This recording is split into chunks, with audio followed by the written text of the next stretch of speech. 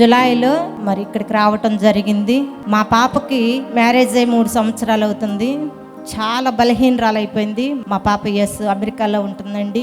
తనకి గర్భఫలం లేదు. చాలా బాధపడింది. మరి జూలైలో ఇక్కడికి వచ్చినప్పుడు సేవకులు, ఆత్మీయ తల్లిదండ్రులు, పిల్లలు గర్భఫలం లేని వాళ్ళందరూ కూడా స్టేజ్ మీదకి రామన్నప్పుడు మరి నేను కూడా వచ్చాను. వచ్చి నిశ్చితమైతే ఆ బిడ్డకు గర్భఫలాన్ని దయచేయమని అడిగాను. దేవుని కృపను బట్టి పాప ప్రెగ్నెన్సీ అయింది. ఇప్పటికి 4వ నెల, మంచి ఆరోగ్యంగా ఉంది. దేవుని పిల్లలారా, వారి యొక్క పాపకు మ్యారేజ్ 3 years అవుతుంది. చాలా బలహీనరాలుగా ఉంటారంట వారి యొక్క పాప. దాన్ని బట్టి గర్భం అందుకోలేదు, తనకి ప్రెగ్నెన్సీ రావలేదు.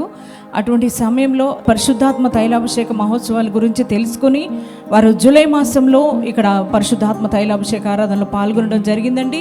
దైవజనులు ప్రార్థించినప్పుడు తను కూడా ఏకీభవించి ప్రార్థించిన తర్వాత జరిగిన అద్భుతం ఏంటంటే, మరి పాప 3 సంవత్సరాల నుంచి బిడ్డలు లేని ఆ పాపకి గర్భం దాల్చడం జరిగింది. కన్సీవ్ అయ్యారు. ఇప్పుడు 4వ నెల నడుస్తుందంట. గట్టిగా చెప్పలు కూడా ప్రభుకు స్తోత్రం చెప్దాం.